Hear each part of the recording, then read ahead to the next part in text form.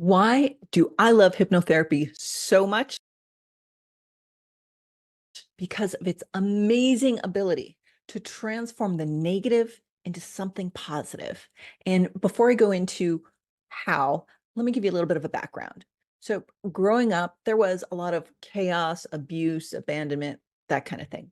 And my siblings and I, we all grew up feeling scared, alone, sad, and not worth very much. And then one day, when I was an adult, there was this woman who worked with me and did this thing that I later learned was hypnotherapy. And it was transformational.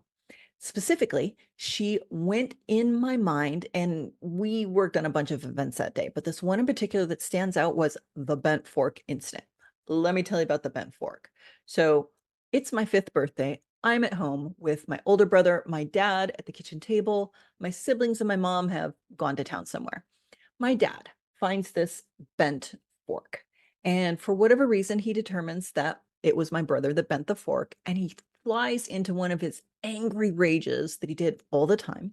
And he charged at my brother and jabbed that bent fork in his face. He did it so violently, so hard that it went in through his mouth and then was poking up out his upper lip like this. And of course, I am shocked and terrified. My poor brother, who was maybe 12 or 13 at the time, was terrified, in a tremendous amount of pain, and it was crazy. He somehow gets loose from the stupid bent fork and he escapes. He runs away somewhere. I'm left at home with my dad, and this crazy, scary day just continues to evolve in a terrible, terrible way. So, this bent fork incident would be brought to my mind, to my memory. It would trigger not only the memory of it, but also the feelings of it every time I would find a bent fork in my kitchen drawer or at a friend's house or whatever. I'd remember the stupid bent fork incident. Now, back to the woman that helped me.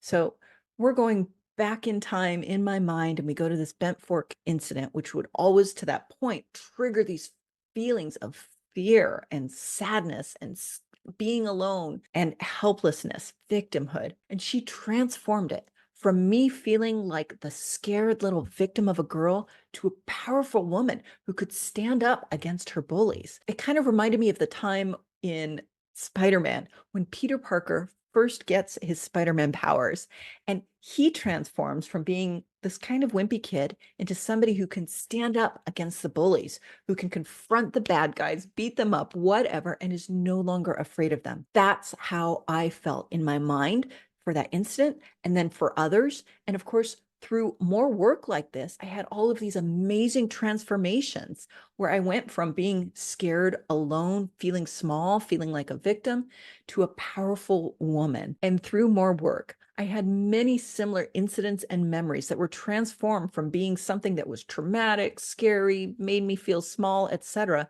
into basically just footnotes on my timeline in my history. And some of those events, in fact, were transformed completely into me being empowered in many ways. And of course, it influenced my work today. And because I loved how much this transformed me, I wanted to be able to do the same for others. And that is one of the biggest reasons why I dove into hypnotherapy, studying hypnotherapy as much as I could learn about it and other healing modalities so that I could help others transform. If you can relate to any of this, if there are some traumatic moments in your past or some other fears that keep arising, that keep getting triggered somehow, and you too want to transform them into maybe just blips on your timeline of history, or even better, transform them into something that is empowering and powerful for you, then reach out to me. You can look for the link nearby in this video or go to healingyouhypnotherapy.com. Thank you for listening, and I hope to see you there.